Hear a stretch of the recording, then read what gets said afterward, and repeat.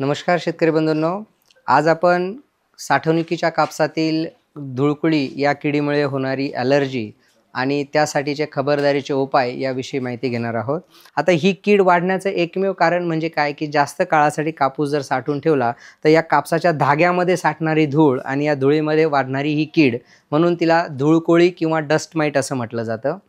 त्यानंतर या किडीचा जर आपण विचार केला, की याच्यासाठी आपल्याला जर होणारे अपाय टाळायचे असतील तर नेमकं काय केलं पाहिजे? तर सगळ्यात महत्त्वाचं म्हणजे हंगामाच्या सुरुवातीला ज्यावेळी आपण काढणी झाल्यानंतर साठवण करण्या अगोदर साठवणगृहामध्ये जे काही क्रॅक्स किंवा या ठिकाणी भेगा पडलेल्या असतील जमिनीला, त्या आपण व्यवस्थित भेगा बुजवल्या पाहिजेत.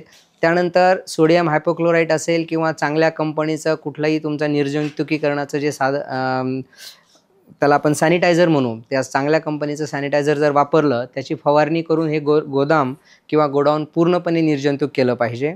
आणि जास्तच प्रादुर्भाव होत असेल वारंवार तर त्या ठिकाणी प्रोपोक्झोर 25% EC या नावाचं एक रासायनिक कीटकनाशक आहे, ज्याची त्या ठिकाणी 25 मिली प्रति लिटर पाणी याप्रमाणे त्या मात्रा घेऊ शकता आणि ती तुम्ही 1 लिटर 1 स्क्वेअर मीटर म्हणजे 1 चौरस मीटर क्षेत्रासाठी 1 लिटर जे काही द्रावण आहे ते फवारणीसाठी वापरू शकता.